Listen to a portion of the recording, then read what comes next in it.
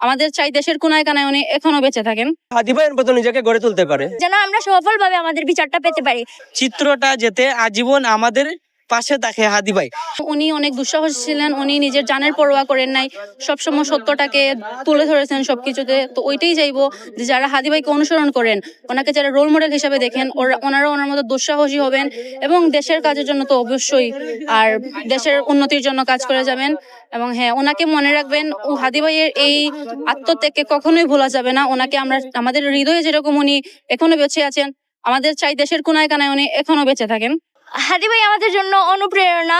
এখন যারা পথচারী এদিকে হেঁটে যাচ্ছে, তাদের মধ্যে অনেকেই জানে না যে হাদি ভাইয়া গুলিবিদ্ধ হয়েছেন, মারা গেছেন, বা তিনি কে ছিলেন সেটাও জানে না তারা।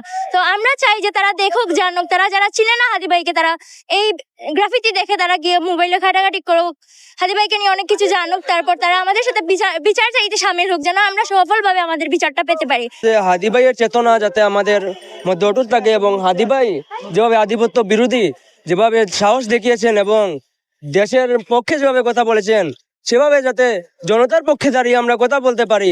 হাদি ভাইয়ের মতো যাতে আমাদের অনুপ্রেরণা থাকে, দেশের প্রতি ভালোবাসা থাকে, দেশপ্রেম যেটা হাদি ভাইয়ের মধ্যে ছিল, সেরকম যে দেশপ্রেম আমাদের মধ্যে জাগ্রত থাকে এবং আমরা দেশের জন্য কাজ করতে পারি।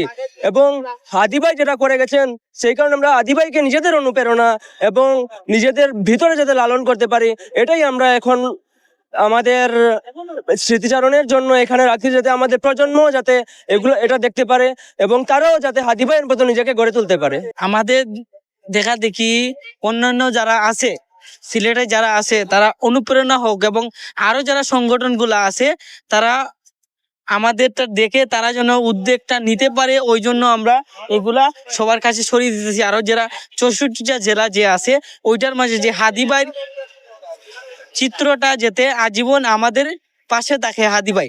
হাদি ভাইকে আমরা আজীবন আমাদের বুকের ভিতরে রাখবো।